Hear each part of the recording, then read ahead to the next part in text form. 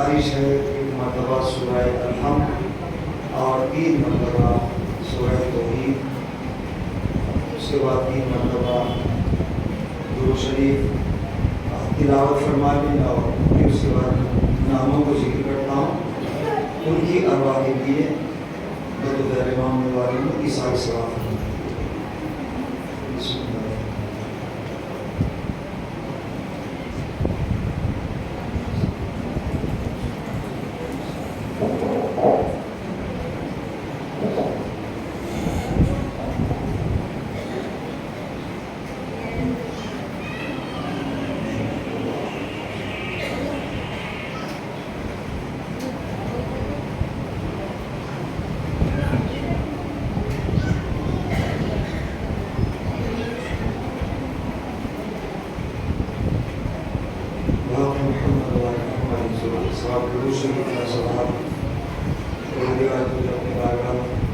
معین کیا ہے مرحوم مظفر محمد ابن زوار محمد ابن اور محمد، شمس النساء بنت بدر الزین، سیدہ شانو بنت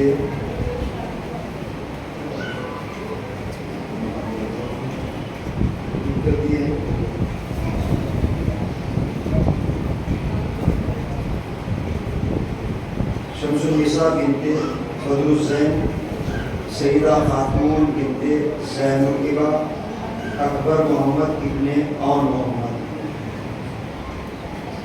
سب کے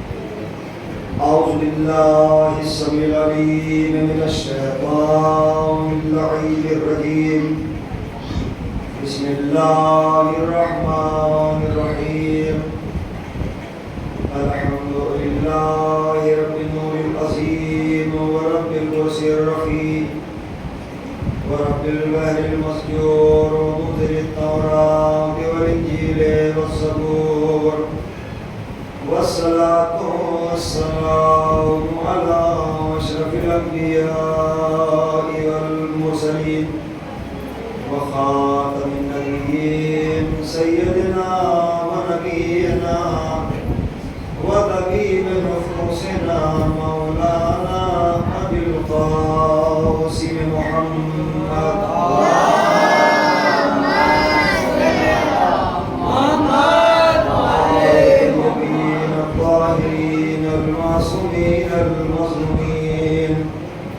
ولعنة الله على أعدائهم أجمعين من يومنا هذا إلى قيام يوم الدين. أما بعد فقد قال الله سبحانه وتعالى وهو أصدق الصادقين وقوله الحق. بسم الله الرحمن الرحيم. ما آتاكم الرسول فخذوه وما نهاكم عنه فانتهوا واتقوا الله إن الله شديد العقاب. صلوات الله.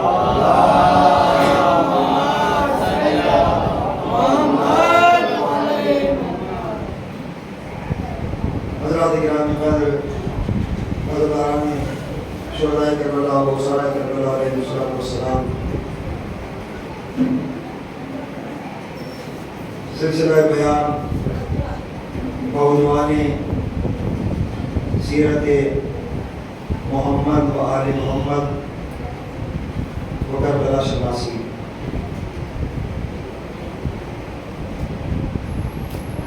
سب سے پہلے ہمیں سمجھنا ہوگا کہ اللہ نے جس آخری رسول کو دنیا میں بھیجا ہے وہ کون ہے؟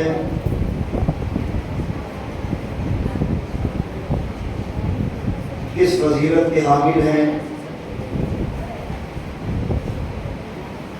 ابھی چونکہ مجھے علم ہوا کہ مجلس اعضا ابھی 8:30 بجے تک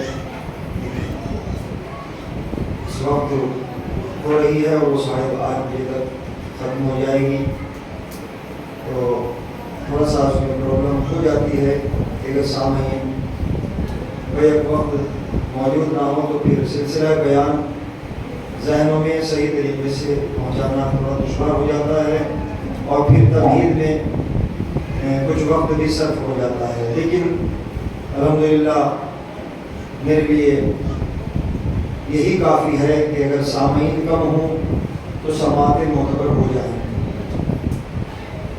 انشاءاللہ پچھلے کے بعد کچھ حضرات جو مجلس میں وہاں موجود ہیں انشاءاللہ یہاں پر تشریف لے آئیں گے۔ تو آئیے، یہ ایام عزا کا آخری خمسہ ہے، پوری ہندوستان میں نہیں بلکہ پوری دنیا میں جگہ جگہ پر خمسہ مجالس برپا ہے، اور یہ ہماری خوش بختی ہے، خوش نصیبی ہے کہ ہم جتنا وقت عزا خانوں میں گزارتے ہیں بجائے اس کے کہ ہم اگر اپنے گھروں میں بیٹھے رہیں تو اس سے بہتر یہی ہے کہ ہم فرش عزا پر آ کر رزق روحانی بھی حاصل کریں، رزق جسمانی بھی حاصل کریں، علم عرفانی بھی حاصل کریں۔ میں نے آج دوپہر میں ایک مجلس میں بھی ذکر کیا تھا، پیغمبر خدا صلی اللہ علیہ وآلہ وسلم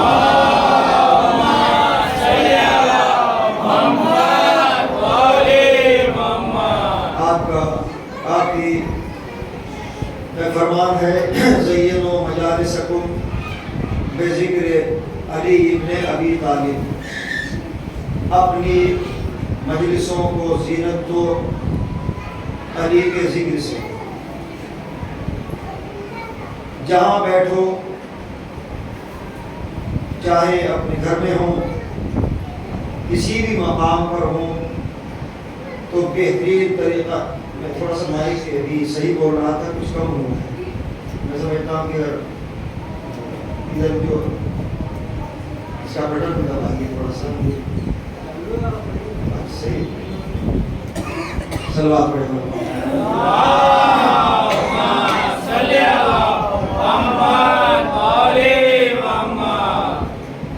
اپنی مجلسوں کو زینت دو علی کے ذکر سے۔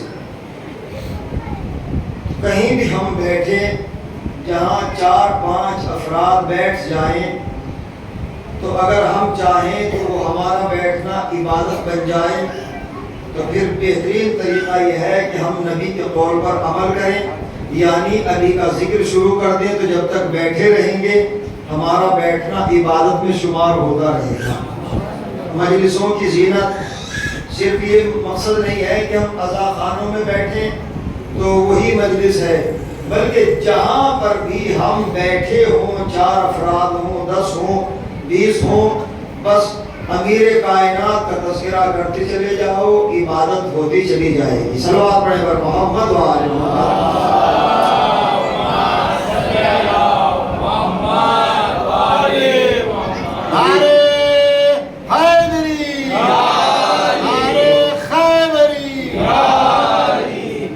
آپ کلام پڑھ رہے تھے کہ فرش عزا پر جو ہے وہ خلوص ضروری ہے، فرش عزا پر خلوص کا ہونا ضروری ہے۔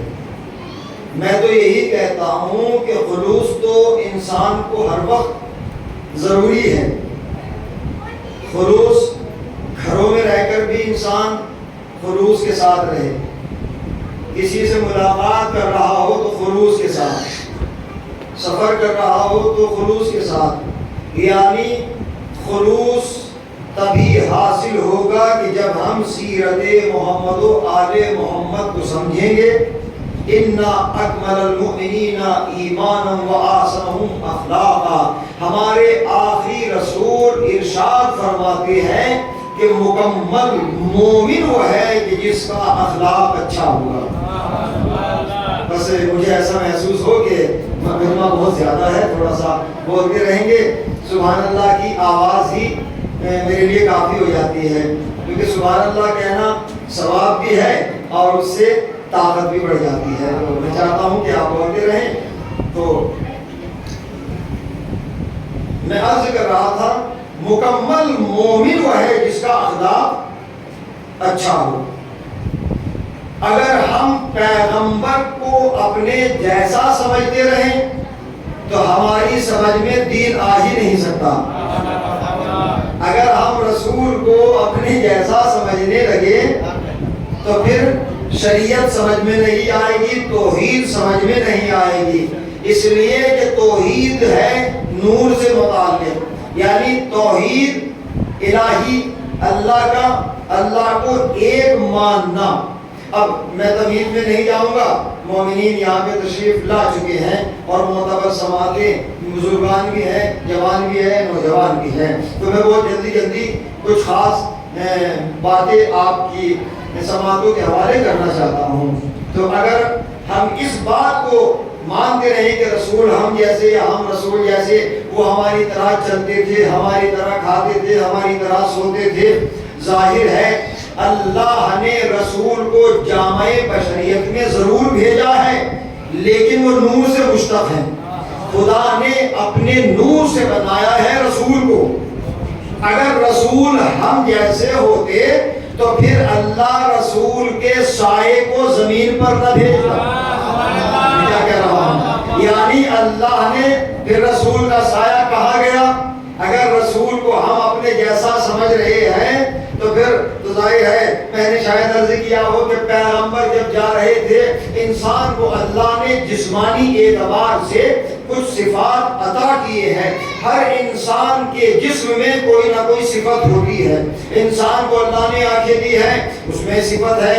انسان کو زبان دی ہے، اس کی بھی ایک صفت ہے۔ یعنی اگر زبان دی ہے تو زبان سے پتہ چل جائے گا کہ انسان اچھا ہے یا برا ہے۔ میں کیا کہہ رہا ہوں؟ انسان کو اللہ نے آنکھیں دی ہے تو آنکھوں سے معلوم ہو جائے گا کہ آنکھیں صحیح ہے، اچھی ہے یا بری ہے۔ ناک دی ہے، یعنی انسان کو خدا نے جو نعمتیں عطا کی ہے، مثلا 2 آنکھیں ہیں، اگر خدا چاہتا تو ایک ہی آنکھ پیشانی پہ لگا دیتا۔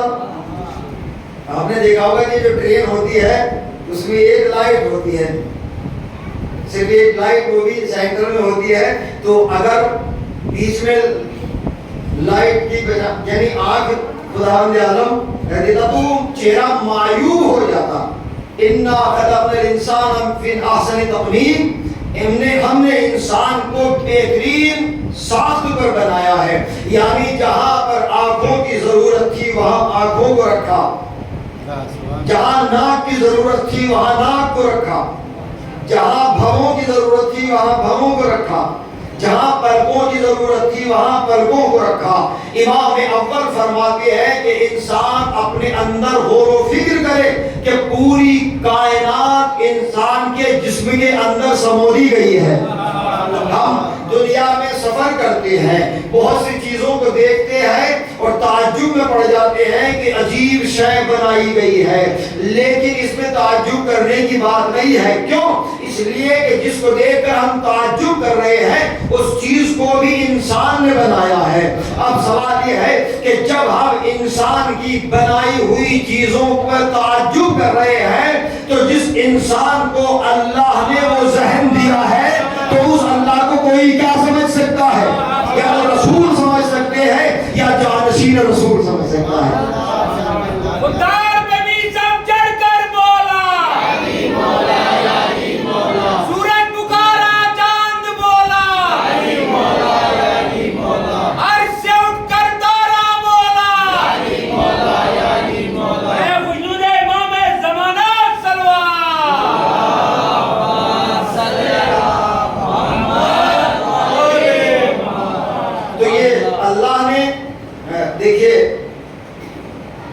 اللہ جمیل، اللہ حسین ہے، جمیل ہے، وہ یحب الجمال، اور وہ خوبصورتی کو پسند کرتا ہے، وہ خوبصورتی سے محبت کرتا ہے۔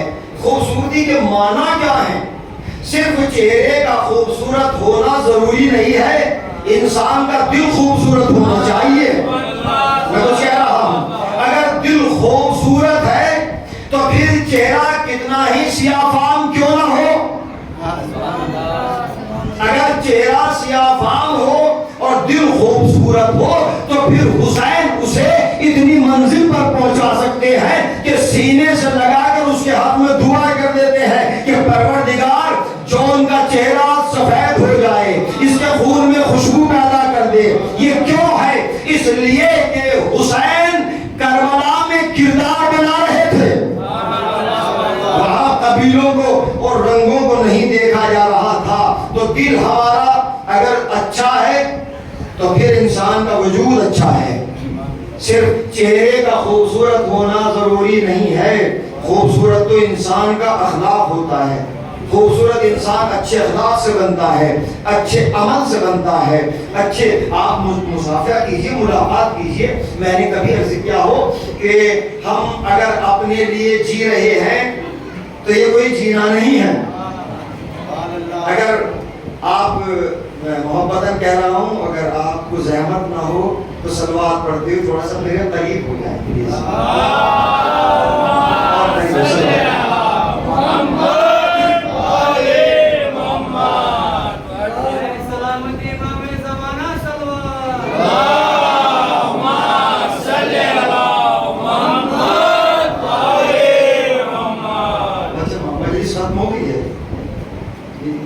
جاری ہے، چلیے میں نے کوئی تمہید نہیں کی ہے۔ تو انسان کا دل صاف ہو، ہم مصافحہ کریں تو دل صاف ہونا چاہیے۔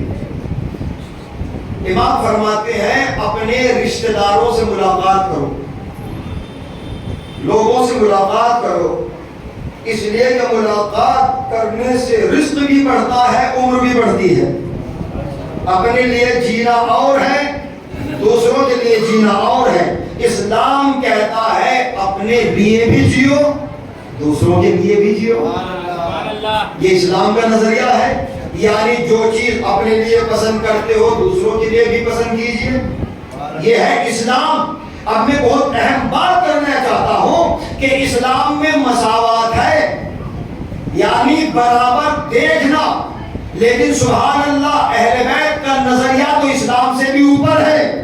اہل بیت نے بتایا ہے ہم اچھا نہیں کھائیں گے تم اچھا کھاؤ، ہم اچھا نہیں پہنیں گے تم اچھا پہنو، ہم سکون سے نہیں سوئیں گے تم سکون سے سو۔ یہی تو سبب ہے کہ دن کے اجالے میں معصومہ کونین حضرت فاطمہ کھانا بناتی ہے اور شب کے سناٹے میں کائنات کا امیر کھانے کو تقسیم کر رہا ہے۔ آپ کس کے ماننے والے ہیں؟ ہمیں دیکھنا چاہیے کہ ہمارا پڑوسی بھوکا تو نہیں ہے۔ میں کیا کہہ رہا ہوں؟ ہمارا پڑوسی بھوکا تو نہیں ہے۔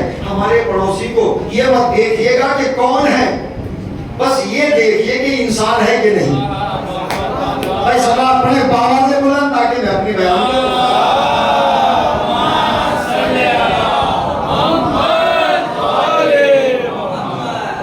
دیکھنا چاہیے۔ اور جب شب کے سناٹے میں مولا کائنات نقاب لگاتے تھے، نقاب چہرے پر ہوتی تھی اور پوچھنے والا پوچھتا تھا کہ آپ کون ہے جو ہماری خبرگیری کر رہے ہیں اس وقت؟ تو امام کا یہی فقرہ ہمارے لیے ایک میسج ہے، پیغام ہے۔ کہا کہ نام پوچھنے کی ضرورت نہیں ہے، بس اتنا جان لو کہ ایک خدا کا بندہ ہے جو اپنا فرض ادا کر رہا ہے، اپنا فرض ادا کر رہا ہے۔ ہمیں سمجھنا ہوگا۔ تو کربلا شناسی اور سیرت معصومین علیہ السلام، انما المؤمنین ایمان واسع اخلاق، خالد الناس مخالطۃ ان متم بقوا علیکم و ان اشتم حنوا علیکم، لوگوں کے درمیان ایسی لائف گزارو کہ اگر جدا ہو جاؤ تو ملنے کی تمنا کریں۔ زبان میری ہے، کلام معصوم کا ہے، ملنے کی تمنا کریں۔ اگر مر جاؤ تو تمہیں لوگ یاد کر کے روئیں تو یاد کسے کیا جاتا ہے؟ رویا کس پر جاتا ہے؟ جس کا اخلاق اچھا ہو، جس کی سیرت اچھی ہو۔ تو بس اگر دل صاف ہوگا، دل پاک ہوگا، تو پھر انسان کا سجدہ بھی انسان کو منزل معراج تک پہنچا دے گا۔ لہذا خلوص ہونا بے حد ضروری ہے۔ انما الاعمال بالنیات، اعمال کا دار و مدار نیتوں کے اوپر ہے۔ اگر آپ اپنے گھر سے نماز پڑھنے کے لیے چلے ہیں نیت کر کے، اور راستے میں کوئی رکاوٹ ہو جائے، کوئی ایسا امر واقع ہو جائے کہ آپ مسجد میں نہ جا سکے، یہ خدا کا لطف و کرم ہے کہ اس نے ثواب نیت کے اوپر رکھا ہے۔ یہ خدا کا لطف و کرم ہے کہ اس نے گناہ اس وقت ہی رکھا ہے کہ جب وہ عمل سرزد ہو جائے۔ یعنی ایک انسان چوری کرنے کے ارادے سے چلا، ڈاکہ ڈالنے کے ارادے سے چلا، لیکن وہ چوری نہ کر پایا، تو اس کا گناہ اس کے نامہ اعمال میں لکھا نہیں جائے گا، اس لیے کہ عمل سے پہلے، عمل کے بعد گناہ، عمل کے بعد سزا ہے۔ لیکن اگر عمل خیر کی نیت کر کے چلا ہے اور عمل نہ کر پائے تو اس کا ثواب نامہ اعمال میں درج ہو جاتا ہے۔ صلوات پڑھے کر محمد والے۔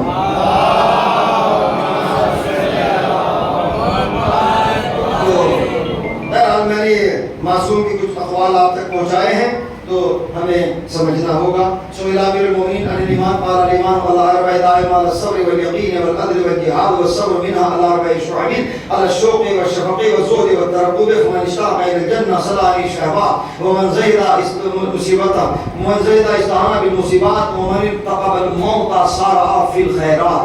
امام اول فرماتے ہیں کہ مومن کون ہے؟ آپ نے فرمایا مومن کے لیے پہلی شرط یہ ہے کہ وہ مصیبتوں پر صبر کرے۔ مومن کی نشانی یہ ہے کہ وہ عبادت میں یقین رکھے۔ مومن کے لیے ضروری ہے کہ وہ عدل سے کام لے۔ عدل سے کام، عدل کے معنی کیا ہے؟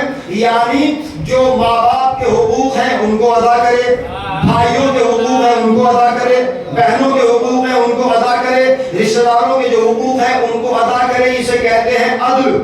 کہیں ایسا نہ ہو کہ میں اپنے بھائی کے حق کو کھاؤں، تو پھر عدالت سے خارج ہو سکتا ہے انسان۔ وَمَنِ ارْتَقَبَ الْمَوْتَ صَارَ فِي الْخَيْرَاتِ۔ جو انسان تمنائے موت رکھتا ہے اس کے لیے ضروری ہے کہ وہ نیک کاموں میں جلدی کرے۔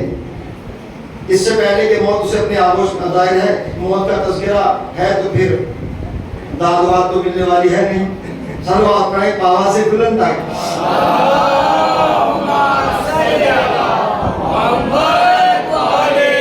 لیکن آپ کی بہرحال یہ توجہات ہے، میں تو توجہات چاہتا ہوں، اپنے جوانوں تک بات پہنچانا چاہتا ہوں۔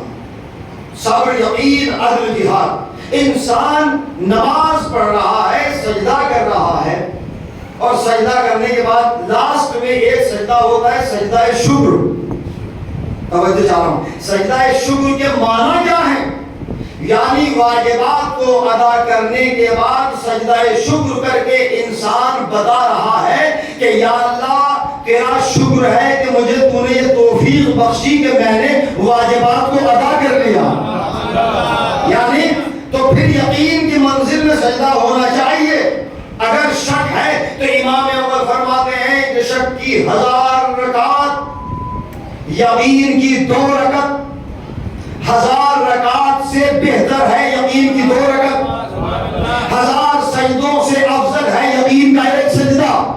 سجدے میں جائے سب اٹھائے تو یقین کے ساتھ، اس لیے کہ یہ وہ سجدہ شکر ہے کہ جو سنت بنا ہوا ہے نمازوں میں، تعقیبات میں، یہ وہی تو سجدہ شکر ہے کہ جسے امیر کائنات نے شب ہجرت رسول کی جان بچا کر ادا کیا تھا کہ یا اللہ میں نے رسول کی رسالت کو بچایا، سجدہ شکر کر رہا ہوں۔ تو یہ سجدہ شکر کا آغاز شب ہجرت سے ہوا۔ کیوں؟ اس لیے کہ علی نے شب ہجرت ایک سجدہ شکر کر کے بتا دیا کہ میں نے آدم کی رسالت کو بھی بچایا، ابراہیم کی رسالت کو بھی بچایا، یوسف کی نبوت کو بھی بچایا، یعنی تمام انبیاء کی رسالتوں کو بچایا، نبوتوں کو بچایا، پھر آپ نے سجدہ شکر کیا، سجدہ شکر کیا۔ میرے رسول نے کہا میرے بھائی سو جاؤ اور صبح کو اٹھ کر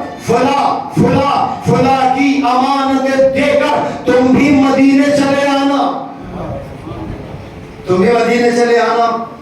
یہ کیوں کہا؟ سوال یہ ہے کہ چاروں طرف تلواریں ہیں موت کے سائے میں، تاکہ سو جاؤ، لیٹ جاؤ اور صبح اٹھ کر، یعنی نبی کا یہ بتانا، یہ کہنا اس بات کا ثبوت ہے کہ علی کو کبھی بھی شہید کیا جا سکتا ہے، شب ہجرت میں کوئی شہید نہیں کر سکتا۔ میں نے ایک جملہ کہا ہے، بات کہی ہے۔ اچھا، اب کیونکہ میرا موضوع گفتگو ہے سیرت معصومین اور کربلا شناسی، ایک سلوات پڑھ دیں تاکہ میں ایک منزل تک آپ کو پہنچانا چاہتا ہوں۔ بابا سے بلند سلوات پڑھیے گا۔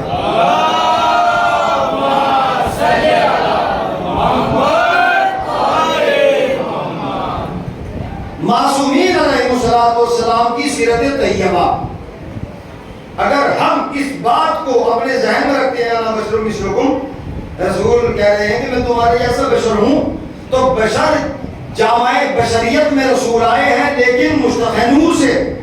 تو میں نے عرض کیا ہے کہ اللہ نے انسان کے جسم میں کچھ کمالات رکھے ہیں، کچھ صفات رکھے ہیں، لیکن معصوم کا کمال الگ ہے، معصوم کے جسم کی صفت الگ ہے۔ میں نے عرض کیا تھا کہ نبی کھانا تناول فرما رہے ہیں، اصحاب کرام بھی بیٹھے ہوئے ہیں، تو مکھیاں نبی کے جسم پر نہیں بیٹھتی، مکھیاں جس نبی کے لباس پر نہیں بیٹھتے۔ اصحاب نے پوچھا یا رسول اللہ وجہ کیا ہے؟ ہمارے جسموں پر تو مکھیاں بیٹھ رہی ہیں، آپ کے جسم پر نہیں بیٹھ رہی ہے۔ تو نبی نے مسکرا کے کہا ان مکھیوں کو اتنا معلوم ہے کہ میں ان جیسا نہیں ہوں۔ ماشاءاللہ ماشاءاللہ، آپ کی سماعت بیدار ہوگی۔ میں ان جیسا نہیں ہوں، یعنی مکھیوں کا تو شعور ہے کہ یہ جانتی ہے کہ رسول ہم جیسے نہیں، ہم رسول جیسے نہیں۔ نبی کا تو سایہ تھا نہیں، نبی چلتے تھے، اللہ نے سائے کو اپنے پاس رکھا اس لیے کہ برابر میں کچھ چلنے والے اس بات کو اپنے لیے فضیلت کی سند بنا سکتے تھے کہ ہمارے قدم نبی کے سائے پر پڑے تھے تو ہمارا مقام بھی عرفہ و اعلیٰ ہے۔ لیکن اللہ نے نبی معصوم کے سائے کو اپنے پاس رکھا تاکہ کسی بھی انسان کے، کسی بھی اس انسان کے جو کلمہ پڑھ کے مسلمان ہوا ہو، اس کے قدم نبی کے سائے پر پڑ جائے۔ اللہ کو گوارا نہیں ہے کہ معصوم کے قدم، معصوم کے سائے پر کسی غیر معصوم کے قدم پڑ جائے، تو پھر اس کے بارے میں کیا خیال ہے کہ جس کے قدم نبی کے سائے پر نہیں، نبی کے دوش پر پہنچے تھے۔ صلوات پر محمد و آل محمد۔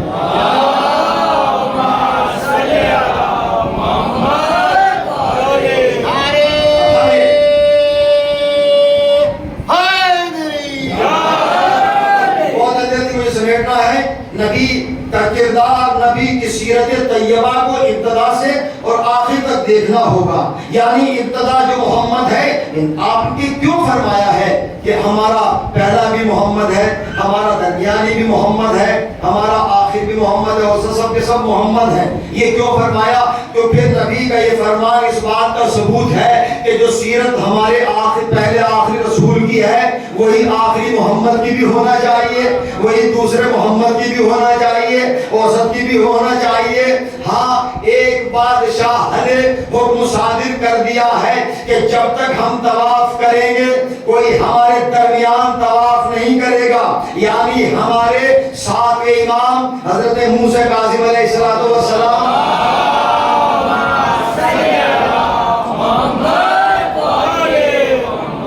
اور ہمارے 8ویں امام حضرت علی رضا علیہ السلام۔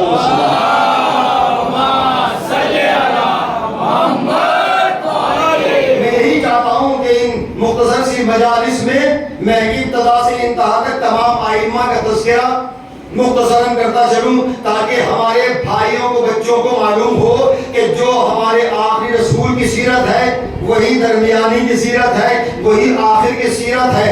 امام رضا، امام مبین، امام محمد موسیٰ کاظم، امام مبین، امیر کائنات، امام مبین۔ اللہ نے کہا وَكُلَّ شَيْءٍ أَحْصَيْنَاهُ فِي إِمَامٍ مُبِينٍ، ہم نے کائنات کی اشیاء کو امام مبین میں سمو دیا ہے۔ یعنی پہاڑ کتنے بڑے ہیں، اگر آپ بیدار ہو جائیں تو میں بہت جلد سمیٹ دوں گا۔ پہاڑ کا وجود کتنا بڑا ہے، ستاروں کا وجود کتنا بڑا ہے، زمین کا وجود کتنا بڑا ہے۔ ایک ستارے کا وجود اتنا بڑا ہے کہ اگر وہ زمین پر آ جائے تو پورے خطہ ارضی کو ڈھانپ لیتا ہے۔ اور اللہ نے کہا کہ ہم نے اشیاء کائنات کو صراط مستقیم، ہم نے اشیاء کائنات کو امام مبین کی ذات کے اندر سمو دیا ہے۔ سمونے کے معنی کیا ہے کہ پہاڑ ان کے قبضے میں ہے، دریا ان کے قبضے میں ہے، ستارے ان کے قبضے میں ہے، چاند ان کے قبضے میں ہے۔ یعنی امام مبین کا اختیار اس منزل پر ہے کہ جب رسول سے پوچھا گیا حل التوراۃ امام مبین، یا رسول اللہ کیا توریت امام مبین ہے؟ آپ نے فرمایا نہیں۔ کہا کہ زبور امام مبین ہے؟ کہا نہیں۔ انجیل امام مبین؟ کہا نہیں۔ کہا پھر یا رسول اللہ جو قرآن آپ پر نازل ہوا کیا وہ امام مبین ہے کہ جس کی ذات میں تمام اشیاء کو سمو دیا گیا ہے؟ امام نے فرمایا بات قابل غور ہے۔ کہا قرآن بھی امام مبین نہیں؟ کہا یا رسول اللہ نہ توریت امام مبین، نہ زبور، نہ انجیل، نہ قرآن، تو پھر وہ امام مبین کون ہے کہ جس کی ذات میں ساری کائنات سمٹ کر آ گئی؟ تو اسی وقت باب العلم، صاحب ذوالفقار، رہبر انسانیت، صاحب بے مثال، یاسوف الدین، جنب اللہ، عین اللہ، نصر اللہ، صاحب ذوالفقار، مصداق انا مدینۃ العلم، باب العلم، جانشین محمد علی بن ابی طالب کو پیغمبر نے آتے ہوئے دیکھا اور دیکھنے کے بعد کہا ھذا الذی یمشی علی التراب ھذا امام مبین، یہ جو زمین پر چلا آ رہا ہے یہی تو امام مبین ہے۔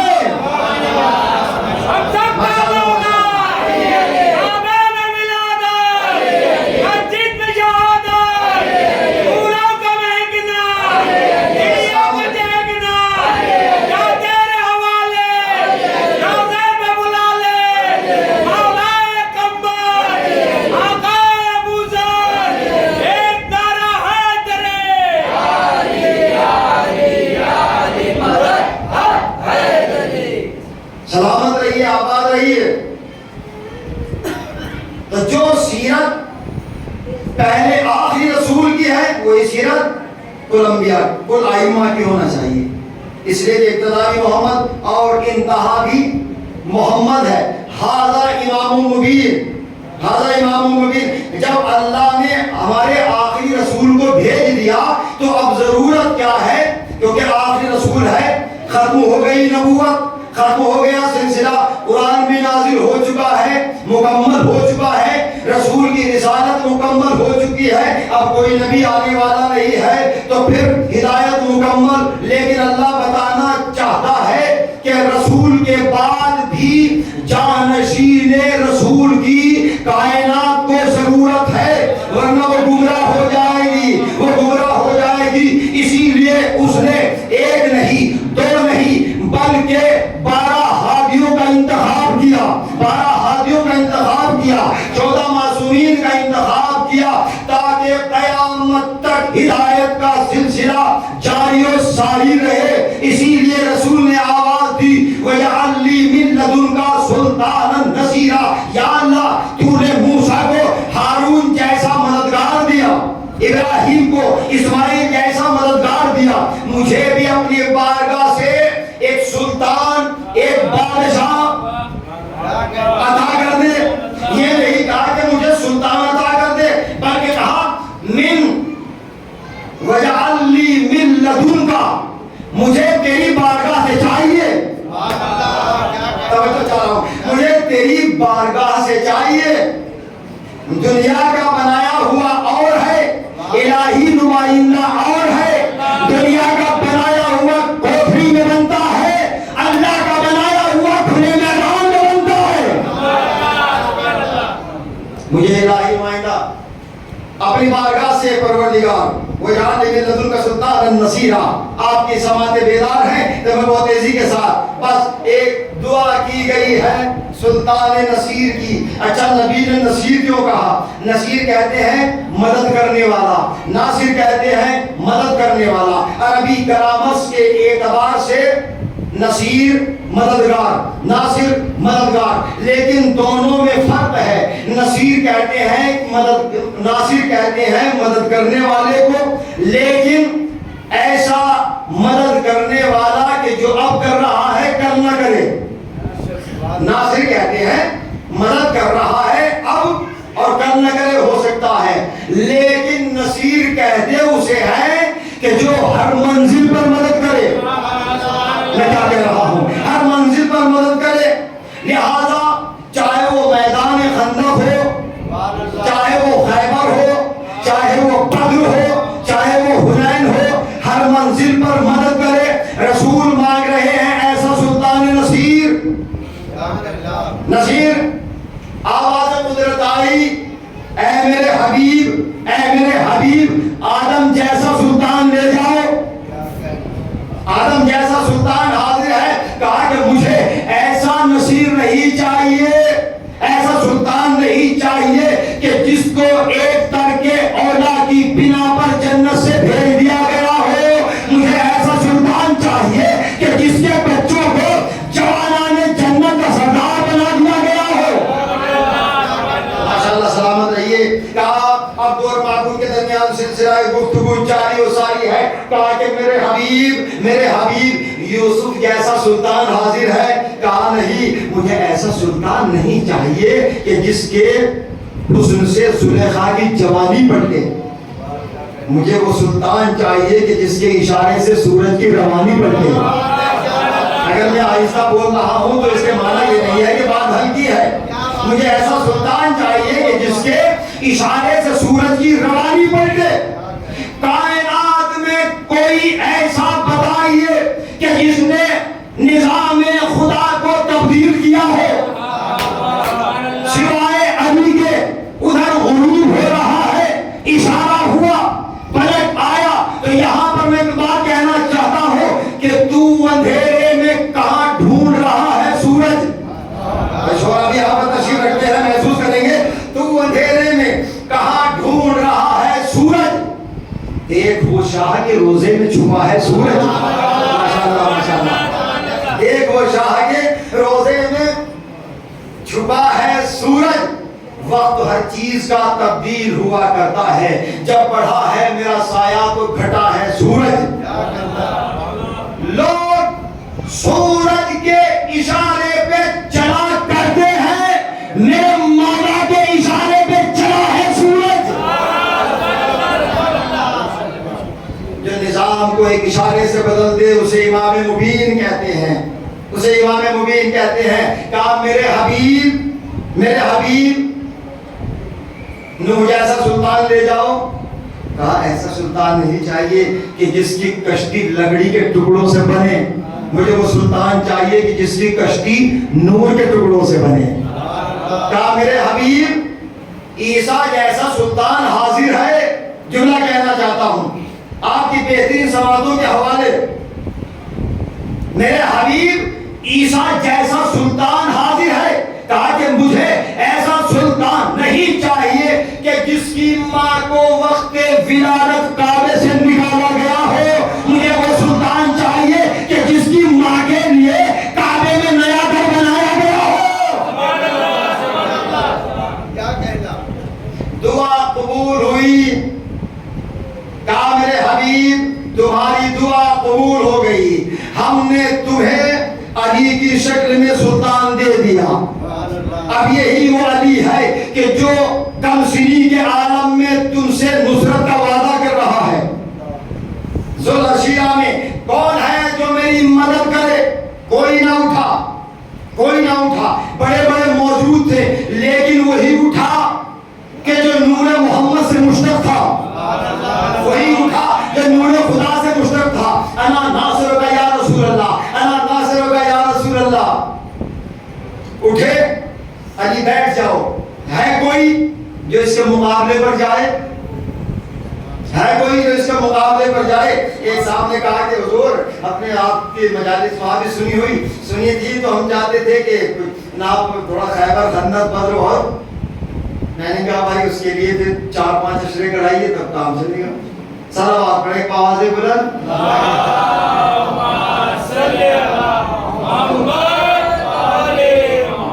بس میں اشارے کر سکتا ہوں. تو ان کی بات کو میں رکھتے ہوئے کہنا چاہتا ہوں اٹھے ابھی چھوٹے ہیں کہا بیٹھ جاؤ.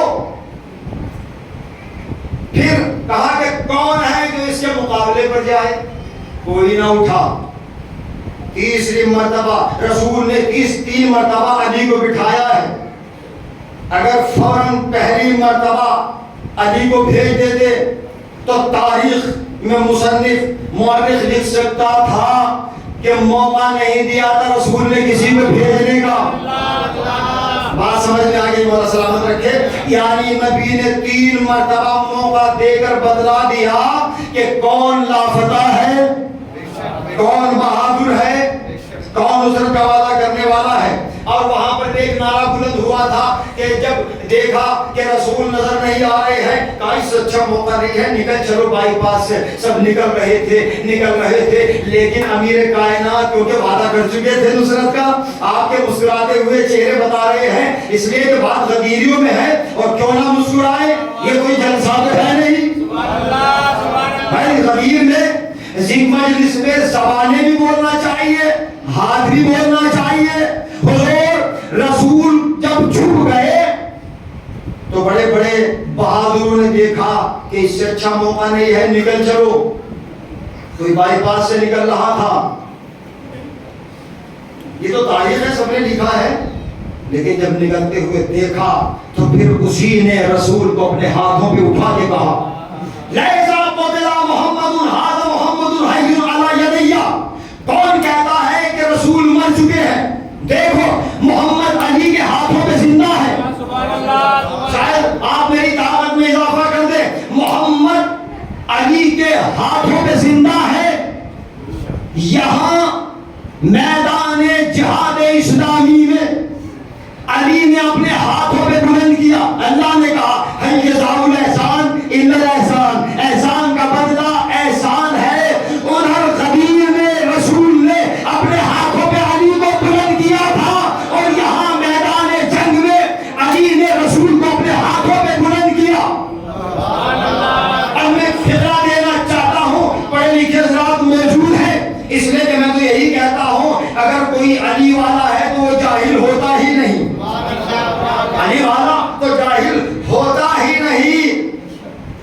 کہا رسول مر چکے ہیں، کہا خبردار علی کے ہوتے ہوئے کس میں ہمت ہے کہ علی رسول کو کوئی قتل کر دے، رسول کو کوئی قتل کر دے. اب میں فقرہ کہنا چاہتا ہوں، اہل نظر تشریف فرما ہے کہ جب بڑے بڑے بہادروں کی نظر میں، جب بڑے بڑے شجاعوں کی نظر میں رسالت مر جاتی ہے تو امامت کے ہاتھوں پہ رسالت زندہ ہوتی ہے.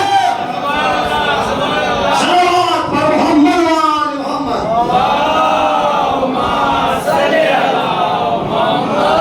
اب یہی کردار ایک معصوم کا ہے، یہی کردار ایک معصوم کا ہے جو وارث محمد ہے، جو وارث محمد ہے. بزرگان ملت اسلام ہمارے 8ویں امام مبین جس کی ذات میں پوری کائنات کو سمو دیا گیا ہے، پوری کائنات کو سمو دیا گیا ہے، جو صفات و کمالات اول کے ہیں وہی اوسط کے ہیں، وہی آخر کے ہیں، وہی آخر کے ہیں.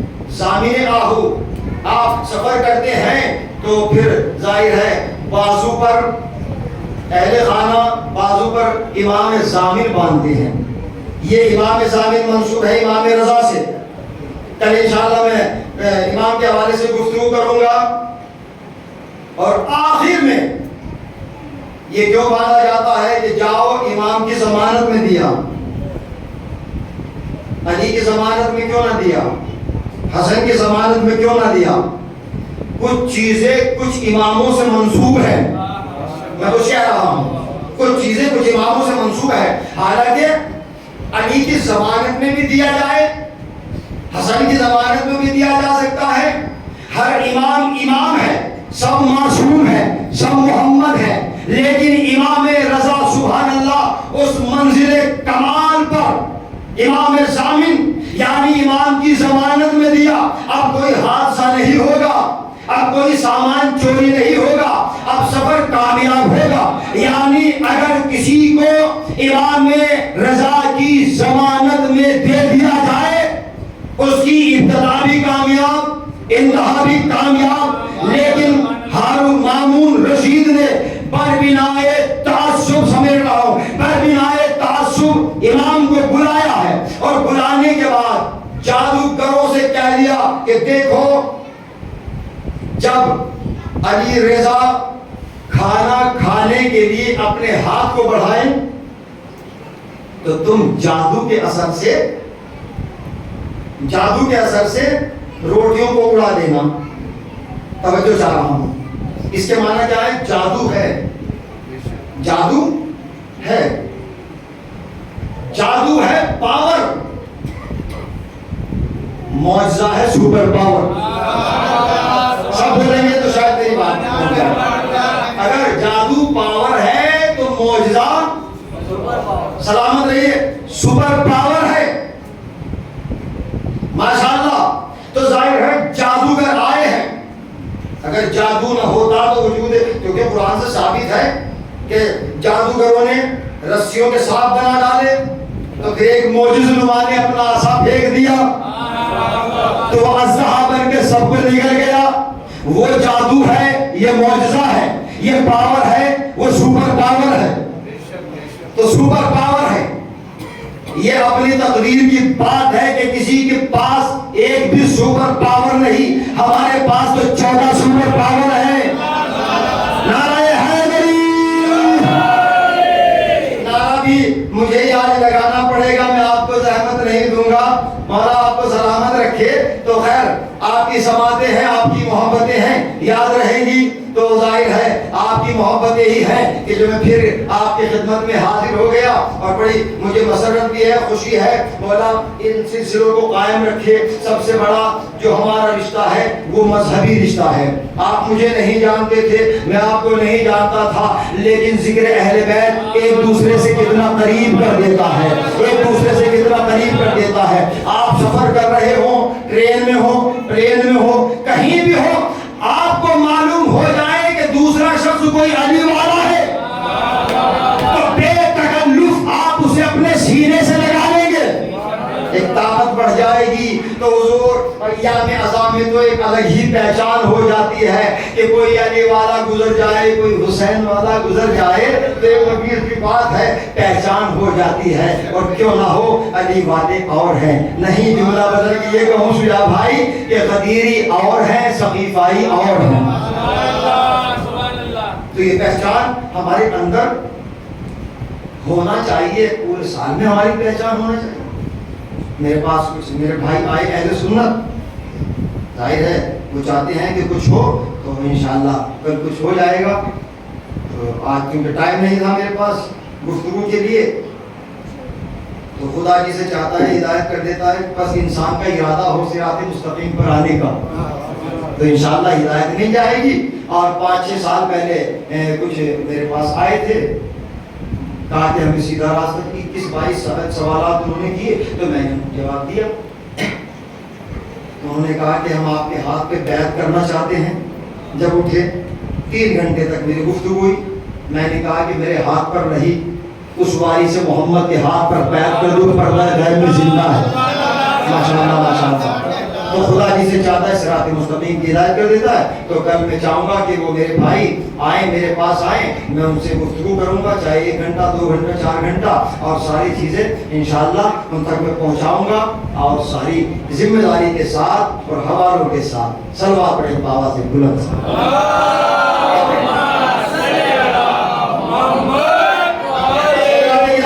40 منٹ مجھے ہو چکے ہیں، آپ کی محبتیں چاہتا ہوں، سمیٹ دیا میں نے اپنے بیان کو۔ کہا کہ جادوگروں کو تم اپنے جادو کے اثر سے روٹیوں کو اڑا دینا۔ یہ کون کہہ رہا ہے؟ دنیا کا بنایا ہوا کس کے لیے کہہ رہا ہے؟ الہی نمائندے کے لیے. الہی نمائندہ اور ہے، دنیا کا بنایا ہوا اور ہے.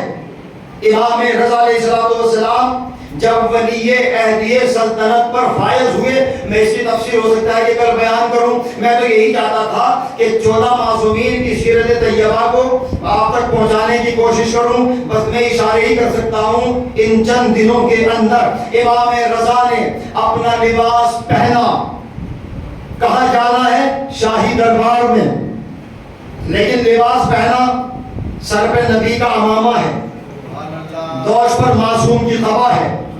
لوگ کہہ رہے تھے کہ جب امام رضا دربار کی طرف جا رہے تھے تو ہمیں ایسا لگ رہا تھا کہ جیسے ایک محمد کے بعد 8واں محمد جا رہا ہو. میں نے جملہ کہا ہے، سلامت رہیے. آئے ایک محمد کے بعد دوسرا محمد جا رہا ہو. امام رضا گئے، آپ نے قبول کیا، جانتے ہیں دعوت کے لیے بلایا ہے، دسترخوان پہ کھانا لگا ہوا ہے، امام بیٹھے، مامون رشید کہتا ہے بسم اللہ، کھانا تناول کیجئے. چاروں طرف سے جادوگر کھڑے ہوئے ہیں. سمیٹ رہا ہوں اپنی بات کو، تھوڑی سی بیداری چاہتا ہوں. جادوگر وہ سوچ رہے ہیں کہ علی رضا کو معلوم نہیں، علم نہیں. ارے کل بھی میں نے عرض کیا تھا امام حسن کا جو علم تھا وہ وہاں پر بھی تھے، یہاں پر بھی تھے. سبحان اللہ. اب جیسے ہی امام رضا نے، توجہ چاہ رہا ہوں میری بات رائے گا نہ ہو جائے، امام رضا نے اپنے ہاتھ کو بڑھایا روٹی اٹھانے کے لیے. مامون نے حکم دیا، اشارہ کیا جادوگروں کو کہ اپنا کام شروع کرو. جادوگروں نے اپنے کام کو شروع کیا، یعنی جو بھی جنتر منتر ہوگا ان کے پاس اس کو کیا. دیکھیے میں بات کو روک کر کہنا چاہتا ہوں، یہ معصومین علیہم السلام نے ہمارے لیے بہت سے نسخے بتائے ہیں. مثلا اگر کوئی صاحب اولاد نہیں ہے تو اس کے لیے بھی کچھ چیزیں ہیں. 4 جمعوں کا ایک عمل ہے، اسے کیا جائے. ماشاءاللہ اسے ایسا ہوا ہے، تقریباً 6-7 سلسلوں کو میں نے اس منزل کو پہنچایا ہے، مجھے کامیاب ملی ہے. اگر کوئی شخص مثلا کسی پرابلم میں مبتلا ہے، روزگار کے حوالے سے ہے، تو انشاءاللہ اس کے لیے بھی نقش معصومین علیہ السلام پر اس کا طریقہ ہوتا ہے، اس کا دینے کا، بنانے کا. اور ظاہر ہے بہت سی چیزیں ہیں. میں نے رک کر ایک بات کو کہی ہے، جو مثلا چاہتا ہے کہ اللہ اسے بیٹا عطا کر دے، اس کے لیے بھی امام نے حکم دیا ہے کہ ایسے یہ کیا جائے تو انشاءاللہ اولاد مل جائے گی، بیٹا مل جائے گا. اگر کوئی بے روزگار ہے اس کے روزگار کو اس میں روزگار مل جائے. تو کوئی تندرست ہے اس کی تندرستی دور ہو جائے، اس کے گھر میں اختلافات ہیں وہ دور ہو جائیں، جو معاملات بہرحال وہ ساری چیزیں میں آپ کا وقت لینا نہیں چاہتا. تو ساری چیزیں تو معصومین نے ہم تک بتائی ہے. شرط یہ ہے کہ ہم اس کو عقیدت کے ساتھ 100% یقین کر کے مانیں اور اس پر عمل کریں، تو انشاءاللہ ہمیں کامیابی ضرور ملے گی، ہمیں ضرور ملے گی. آئیے بس جادوگر اشارہ کر رہے ہیں جو انہیں کچھ کرنا تھا. امام نے، وارث محمد نے، یہ سیرت معصومین کیا ہے، وارث محمد نے اپنا ہاتھ بڑھایا روٹی. دیکھیے ایک ہوتی ہے قبلہ شے اور ایک ہوتی ہے لاشے. لاشے سے بنا ہے لاشا، یعنی جو کچھ نہ ہو اسے کہتے ہیں لاش ہے. لاش ہے. اچھا آپ کی خاموشی بتا رہی ہے کہ بات ٹف ہے. شے اور لاش ہے، یہ واحد ہے، یہ ہے شے. لیکن آپ یہ بتائیے کہ آپ نے ہوا کو دیکھا ہے؟ نہیں دیکھا. نہ میں نے دیکھا، آپ نے نہیں دیکھا، تو یہ لاشے ہے. ہم ہوا کے وجود کو محسوس کرتے ہیں لیکن اس کا کوئی جسم نہیں ہے. جسم نہیں ہے. 2 منٹ کے لیے بیداری چاہتا ہوں، اس کے بعد مسائل. یہ ہے لاش ہے. مائک ہے شے، ہٹا دیا جائے تو لاش ہے. ایک شیر بنا ہوا ہے قالین پر، یہ جسم نہیں رکھتا. جہاں تک میری آواز جا رہی ہے، جسم نہیں رکھتا تو یہ ہے لاش ہے، یعنی اس میں کوئی طاقت نہیں ہے، یہ ہے لاش ہے. مفترس ہے کہ جو پھاڑ کھانے والا جانور اگر شیر آ جائے مجسم تو ظاہر ہے انسان ڈر جائے گا. کیوں؟ اس لیے کہ وہ حیوان مفترس ہے, پھاڑ کھا دینے والا جانور ہے. تو یہ ہے شیر اور یہ ہے لاش ہے. جو قالین پر شیر بنا ہوا ہے وہ ہے لاش ہے. میں بار بار اس لیے کہہ رہا ہوں تاکہ میری بات پہنچ جائے. لاش ہے. حضرت عیسیٰ نے پرندہ بنایا ہے. حکم ہوا کہ اے عیسیٰ پرندہ بناؤ, تو آپ نے مٹی کو لیا, مٹی کو پرندے کی شکل دے دی. یعنی ایک شے سے جو شے کو بنائے اسے نبی کہتے ہیں, اور جو لاش سے شے کو بنا دے اسے امام کہتے ہیں. اسے امام کہتے ہیں. لا شے پر اقتدار رکھنے والے امام نے دیکھا کہ جب اپنے ہاتھ کو امام رضا نے بڑھایا تاکہ روٹی کو اٹھائے, جادوگروں نے جادو کے اثر سے روٹی کو اڑا دیا, روٹی کو اڑا دیا. امام دیکھ رہے ہیں, گستاخی کی گئی امام کی شان میں. ٹھیک ہے, امام نے پھر ہاتھ بڑھایا, پھر روٹی اڑ گئی.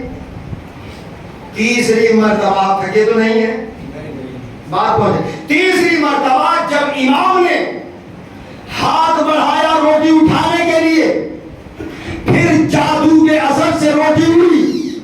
جادوگر ہنسنے لگے, درباری مسکرانے لگے, امام کا مذاق اڑانے لگے. لیکن خدا جسے عزت دیتا ہے اسے کوئی ذلیل نہیں کر سکتا, اور جسے اللہ ذلیل کر دے.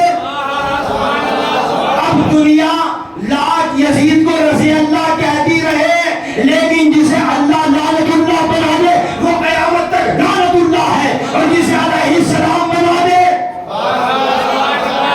زندہ باد زندہ باد. بس یہی سمانے میں جاتا ہوں. بس ایک مرتبہ جب تیسری بار گستاخی کی گئی امام رضا کی شان مبارک میں, تو شیر قالین, جو قالین کے اوپر شیر بنا ہوا ہے, لا شے پر اقتدار رکھنے والے امام نے شیر قالین کو دیکھا.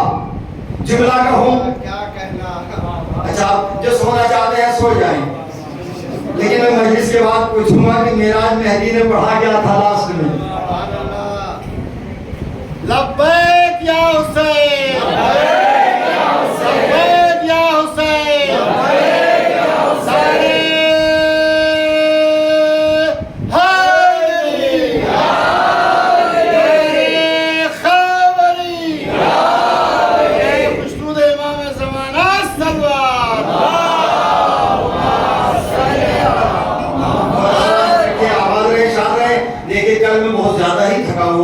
لیکن آج بھی تھکا ہوا نہیں. جبکہ کل خستگی کے عالم میں مجلس کے فوراً بعد میں کربلا پہنچا, وہاں پہ شب بیداری تھی, میرے پاس فون آئے کہ اب بہرحال میں پہنچ گیا. اور اس کے بعد کیونکہ اگر جذبہ ہمارا اسٹرونگ ہے, آزاد حالی میں ہمیں اسٹرونگ رہنا چاہیے. تو میں تو ایک ذاکر کی حیثیت سے ہوں, مجلس پڑھ کے سو جاؤں نہیں. جہاں میں ذاکر ہوں وہاں عزادار پہلے ہوں. میں بھی یہی کہنا چاہتا ہوں کہ ہم پہلے عزادار بنے پھر موہن خان بنے, پہلے عزادار بنے پھر مرثیہ خان بنے. تو پھر ہم جہاں جائیں تو پہلے عزادار بن کے جائیں. میرے پاس فون آ گیا, آپ آ جائیے. مجھے معلوم تھا کہ میری طبیعت بہت زیادہ کل ناساز تھی, لیکن ایک جذبہ تھا عقیدت کا. میں گیا اور جانے کے بعد بہرحال 3-4 مہینے پڑھے. تو بی بی سیدہ بہرحال اس میں یہ کیوں ہوتا ہے, اگر ہمارے جذبے جوان ہوں گے تو پھر بالوں کی سفیدی پہ مت جائیے. بالوں کی سفیدی بڑھاپے کی علامت نہیں ہے. اگر جذبے ہمارے جوان ہوں, جذبے ہمارے جوان ہوں گے, تو میں نے مسجد آل نبی میں بھی ایک جملہ کہا تھا, چاہتا ہوں کہ وہ ذکر کر دوں اور بات تمام کر دوں. جنت میں کوئی بوڑھا نہیں جائے گا. یہ تو آپ کو یاد ہوگا, ذہنوں میں ہوگا, کیونکہ حدیث نہیں ملتی کہ حسن حسین جنت کے بوڑھوں کے سردار ہیں, بلکہ حسن و حسین جوانان جنت کے سردار ہیں. تو جب جنت میں جوان جائیں گے, بوڑھا کوئی نہیں جائے گا. تو بڑھاپا تو ہمارے اوپر بھی آنا ہے، تو پھر ہمارا تو معاملہ ہی پھر خطرے میں ہے. بات خطرے کی ہے کہ نہیں؟ اب میں دلیل پیش کر دوں، چاہے سو جائیں یا جاگ جائیں کوئی بات نہیں، بعد میں ملاقات کروں گا میں آپ سے اذان خانے کے بعد. تو حضور ایک دلیل ہے، اگر ہمارے جذبات جوان ہیں تو پھر ہمارے جسم بوڑھے ہو جائیں تو ہو جائیں، جنت میں جائیں گے سب جوان، بوڑھا کوئی نہیں جائے گا. اس کی دلیل کیا ہے؟ میرے بزرگ بیٹھے ہوئے لاسٹ میں ان کا چہرہ دیکھ رہا ہوں، وہ انتظار میں ہے کہ کچھ کہے. اب میں کہتا ہوں شاید ادھر سے نعرہ بلند ہو جائے. آپ کی بھی 60 سال سے اوپر کی ایج ہے، مجھے محسوس ہو رہا ہے، لیکن میری نظر میں تو آپ جوان ہیں. کیوں؟ اس لیے کہ جذبہ ازا انسان کو جوان رکھتا ہے، جذبہ ازا ہی انسان کو جوان رکھتا ہے. زلیخا تھی ضعیفہ، اگر تکرار لفظی ہو جائے تو کیا ہے؟ زلیخا ضعیفہ تھی، لیکن جب یوسف کو دیکھا، حسن یوسف کو دیکھ کر، محبت یوسف کے دریا میں ڈوب کر، پھر جملہ بدلوں، دریائے محبت یوسف میں غوطہ زن ہو کر زلیخا کی ضعیفی جوانی میں بدل گئی. نہ بولے تو میں کیا کروں؟ ضعیفی جوانی میں بدل گئی. تو جب محبت یوسف کے دریا میں ڈوب کر حسن یوسف کو دیکھ کر زلیخا کی ضعیفی جوانی میں بدل سکتی ہے، تو محبت اہل بیت کے دریا میں ڈوب کر ہمارے بوڑھے جوان کیوں نہیں ہو سکتے؟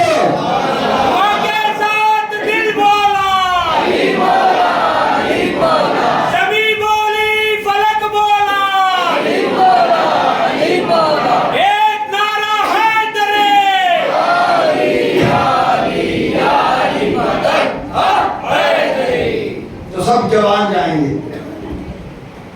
شے اور لاشے تیسری مرتبہ جب گستاخی کی گئی وارث محمد کی شان میں، تو ایک مرتبہ شیر قالین پر توجہ چاہوں گا، یہاں تک میری آواز آ رہی ہے. شیر قالین پر جو شیر بنا ہوا ہے وہ مجسم نہیں ہے، وہ ہے لاش ہے، وہ ہے لاش ہے.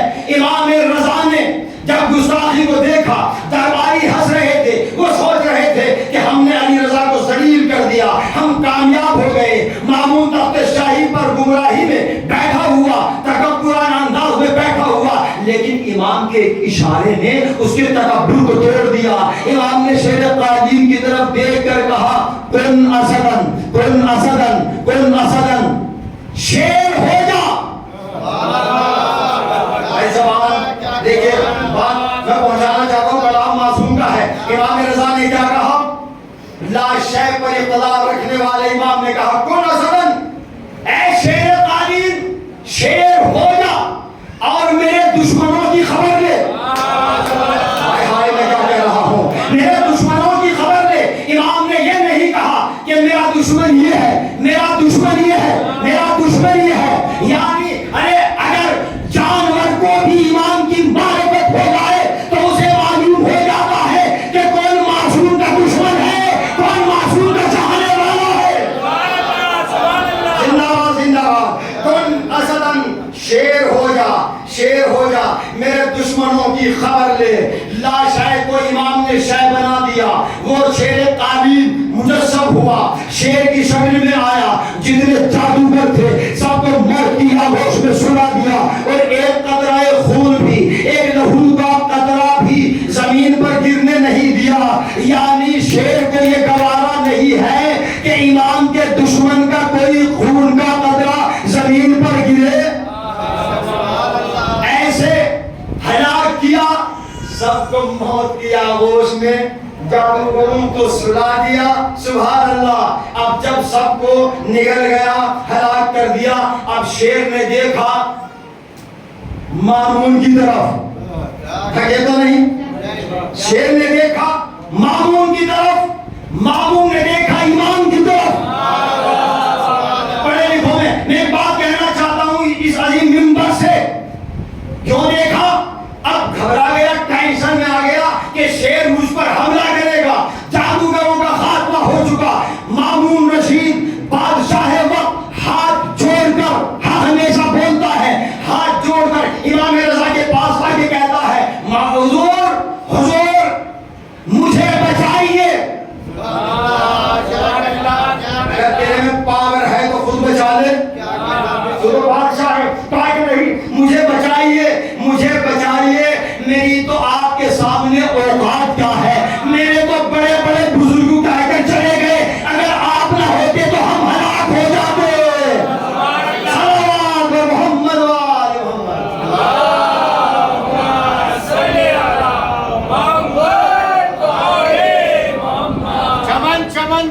गली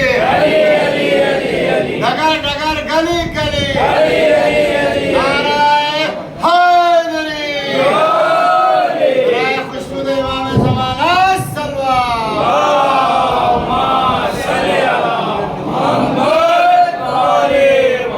تو یہ ہے معصوم کی سیرت، یہ ہے معصوم کا کردار.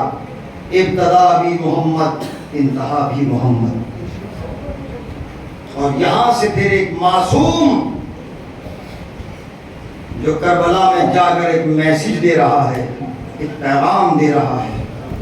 یہ کربلا صرف سن 61 ہجری تک محدود نہیں ہے، بلکہ کربلا تو تب تک رہے گی جب تک وارث حسین نہ آ جائے، منتقم حسین نہ آئے، منتقم خون حسین. کربلا شناسی بہت اہم ہے، ضروری ہے. آئیے اہل عزا، آخری مراحل میں دن ہیں عزا کے. میں نے کل بھی عرض کیا تھا، معصومین کی سیرت، محمد وال محمد کی سیرت کو سمجھنا، دیکھنا. اگر ہم اپنی زندگی کو آسان بنانا چاہتے ہیں تو پھر انسان جھوپڑی میں رہ کر بھی بادشاہوں جیسی زندگی گزار سکتا ہے اگر معصومین کی سیرت ہمارے سامنے ہے.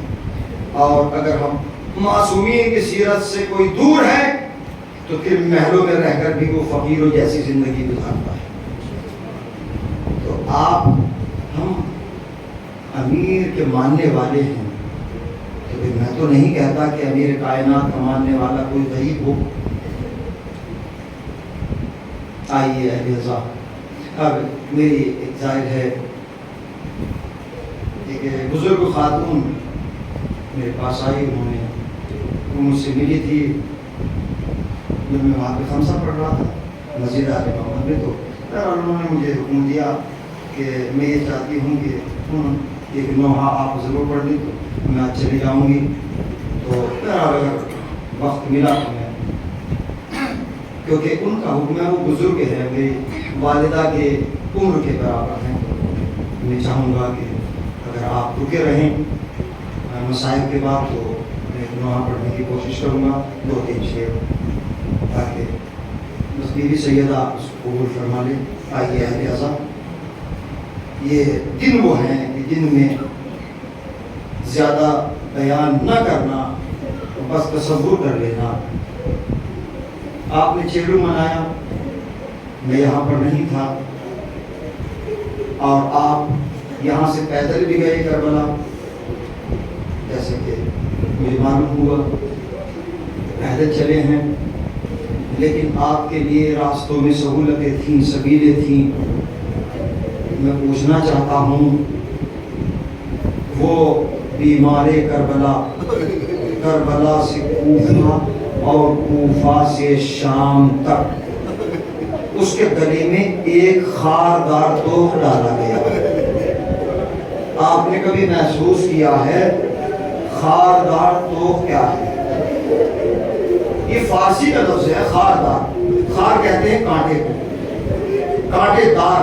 کیونکہ سب یہاں میں سمجھتا ہوں کہ اکثریت فارسی دانوں کی ہے، تو میں بھی فارسی جانتا ہوں تھوڑی بہت. یوں تو میں ایک عربی کا طالب علم ہوں. تو خاردار تو ہے لوہے کا، اس کے درمیانی حصے میں کچھ کانٹے بنے ہوئے ہیں. بس آپ تصور فرما لیں میں کیا بیان کر سکتا ہوں. 3-4 دن باقی ہیں، ایام عزا کا سلسلہ ختم ہو جائے گا انشاءاللہ. پھر آئندہ سال دعا ضرور کیا کریں آپ کہ بیوی، ظاہر ہے جناب سیدہ کی دعائیں ہیں.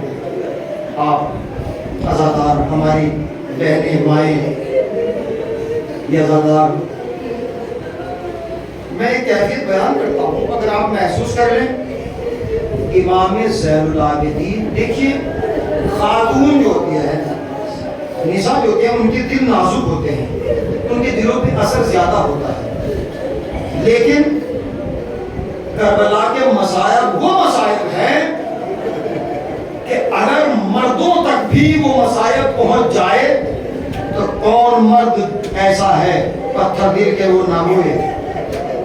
میں بات کہنا چاہتا ہوں، امام سجاد کے گلے میں جو توق ڈالا گیا تھا اس میں کانٹے تھے، یہاں تک آپ سنتے ہیں، توق سے ملی ہوئی ایک زنجیر ہے، اگر آپ میری طرف دیکھ لیں گے تو بات پہنچ جائے گی، توق سے ملی ہوئی زنجیر، ایک لنگر کمر میں ہے، اس کا وزن اتنا ہے کہ امام سیدھے نہیں کھڑے ہو سکتے۔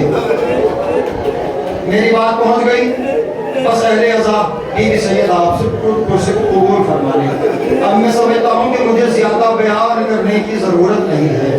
اللہ ہماری ماؤں کو، بہنوں کو اور عزاداروں کو، جوانوں کو، نوجوانوں کو زندہ و سلامت رکھے۔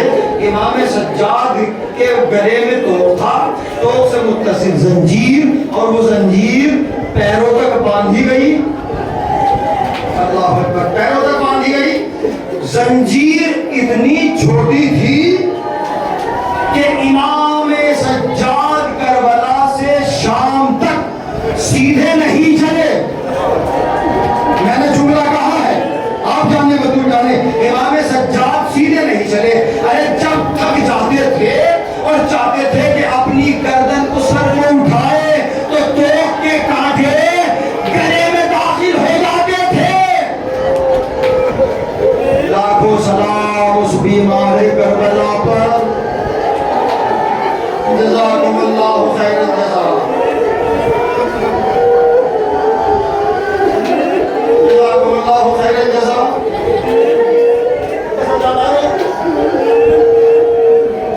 پھر میں یہی کہتا ہوں کہ فضائل میں ہم تھکتے ہیں، کوئی بات نہیں ہے، لیکن مصائب میں ہم تھکاوٹ محسوس نہیں کریں۔ معلوم نہیں ہے کہ کس کے پہلو میں شکستہ پہلو بطول بیٹھی ہو، معلوم نہیں کسی کے پہلو میں حسین کے سینے پر سونے والی سکینہ زینب دلگیر اجرکم الزہرا۔ امام سجاد نے وہ توق پہنا ہے، اور جب حکم رہائی ہوا تھا اور حداد، کیونکہ دیکھیے اہل عذاب، زندان شام،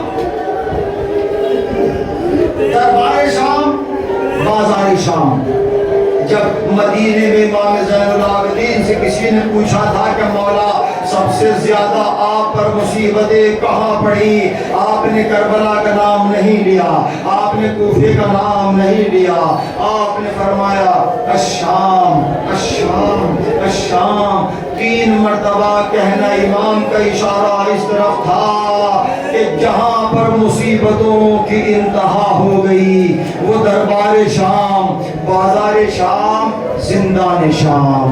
میں سیریا میں رہا ہوں، میں شام میں رہا ہوں، ایک مرتبہ میں وہاں پر پہنچا تو میں نے تصدیق کی، دیکھا جائے جہاں جناب سکینہ کا روضہ مبارک ہے وہ زندان شام تھا، اس کے برابر میں ایک زندان شام اور ہے، اس کے برابر میں ایک زندان شام اور ہے۔ میں نے دیکھا کہ عجیب ہیبت تھی، آج بھی شاید ہو سکتا ہے کہ وہ موجود ہو، لیکن جب میں وہاں پر پہنچا تو میں نے دیکھا عجیب طرح کے لوہے کی چیزیں، کچھ لوہے کی چیزیں اس کے اندر پڑی ہوئی تھی۔ شاید میں نے سوچا کہ شاید اسی زمانے کی یہ زنجیریں ہوں، اسی زمانے کے آلات ہوں یا سامان ہو، مجھے نہیں معلوم کہ وہ چیزیں کس طرح کی تھیں، کیا تھیں، لیکن لوہے کا سامان، اللہ اکبر۔ آپ سنتے ہیں عزادارو، قید خانہ ایک نہیں تھا، 2 قید خانے سنا دوں۔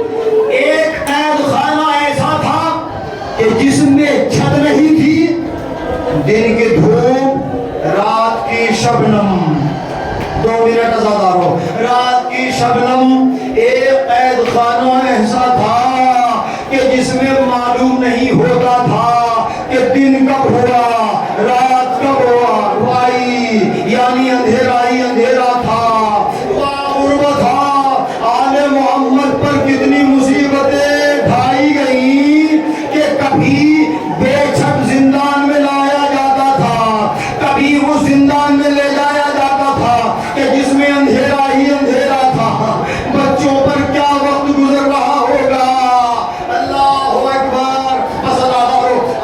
گریہ فرما لیا. میں 2 جملے کہنے کی اجازت چاہتا ہوں. آپ نے 40 کیا, آپ نے 40 کیا. جب حکم رہائی ہوا تھا, حداد کو حکم دیا گیا کہ حداد امام سجاد کے گلوے مبارک سے توپ کو جدا کر دے. اللہ اکبر. میرا بیان بھی آسان ہے, آپ کو سن لینا بھی آسان ہے. جیسے ہی حداد آیا, امام سجاد کے گلوے مبارک سے توپ کاٹنا شروع کیا. امام کا جسم لرزنے لگا. کہتے ہیں اے حداد آہستہ کاٹ, آہستہ جدا کر, آہستہ جدا کر. عزادارو, تاریخ مصائب میں نے پڑھا کہ جیسے ہی حداد نے توپ کو جدا کیا, حداد کی نظر امام کے گلوے مبارک پہ پڑی تو کانپنے لگا کر بے ہوش ہو گیا, بے ہوش ہو گیا. جب غشی سے افاقہ ہوا تو لوگوں نے کہا اے حداد, تو نے تو بہت سے قیدیوں کو آزاد کیا, آج تجھے ہو کیا گیا؟ وہ کہتا ہے میں نے بہت سے قیدیوں کو آزاد کیا, قیدی تو بہت دیکھے, ایسا قیدی نہ دیکھا. جیسے ہی میں نے اس کی گردن سے توپ کو جدا کیا تو ایسا زخم دیکھا, مجھ سے برداشت نہ ہوا. میں کہوں گا اے حداد, تو نے تو صرف امام کے زخم کو دیکھا, تو اسے برداشت نہ ہوا. لاکھوں سلام اس بیمار کربلا پر جو کربلا سے کوفہ اور کوفہ سے شام تک یہ قوم خاد اور پہن کر شام تک آیا. پہلے عزا حکم رہائی ہوا, آپ نے سنا. بس آخری جملہ, باقی مسائل میں کل پڑھوں گا. اللہ اکبر. جب امام زین العابدین کے پیروں میں آپ سنتے ہیں کہ چھالے پڑ گئے تھے, چھالے پڑ گئے تھے. اس کا ایک سبب یہ بھی تھا, جو زنجیر امام زین العابدین کے پیروں سے باندھی گئی تھی, تپتے ہوئے صحرا پر امام سجاد چلتے تھے. زمین کی گرمی زنجیر کے حلقوں تک پہنچتی تھی, وہ حرارت امام کے پیروں کے کھال تک پہنچتی تھی. خدا کے لیے جملہ پہنچتا ہے, دل بھی روتا ہے. اللہ اللہ, اسی وجہ سے امام کے پیروں کے کھال جل گئی تھی, گوشت جل گیا تھا. امام زمانہ فرماتے ہیں میرا سلام اس قدیمان سجاد پر جس کے پیروں کے تلووں کا گوشت زنجیریں کھا گئی. تاریخ مصائب میں میں نے 2 چیخوں کو سنا. ایک چیخ 19 رمضان کی صبح کو, جزاکم اللہ خیر الجزا, معال مجلس کو گریہ ہے, فاطمہ زہرا آپ کے گریہ کو قبول فرما لے. لیکن عزاداروں کبھی ہمیں رونے میں بخل نہیں کرنا چاہیے. امام رضا فرماتے ہیں بلند آوازوں سے رویا کرو, رزق میں اضافہ ہوگا. میری جدہ ماجدہ کو سکون ملتا ہے, وہ دعا کرتی ہے اجرکم مر الزہرا وا غربتا. تاریخ مصائب میں نے 2 چیخوں کو سنا. ایک چیخ امیر کائنات علی بن ابی طالب کی, جب جناب فاطمہ کو غسل دے رہے تھے, غسل دیتے دیتے چیخ ماری. چیخ کی آواز امام کے چاہنے والے نے سنی. پوچھا تھا کہ مولا آپ تو بڑے بہادر ہیں, بڑے شجاع ہیں, آپ کی چیخ کی آواز جب میں نے سنی میرے دل پر اثر ہوا. مولا سبب کیا ہے؟ امام نے فرمایا بھائی تو نے میرا دل ٹکڑے ٹکڑے کر دیا. جب میں بنت رسول کو غسل دے رہا تھا میں نے محسوس کیا بنت رسول فاطمہ کی پسلیاں ٹوٹی ہوئی تھی. ہائے فاطمہ, یہ زخم قبر میں لے کر چلی گئی, ہم سے کبھی ذکر نہ کیا. بس آخری چیز مجلس تمام ہوئی, آپ نے گریہ فرما لیا. دوسری چیز تاریخ مصائب میں نے دیکھی, جب امام زین العابدین کی شہادت ہو گئی, امام محمد باقر نے غسل دینا شروع کیا.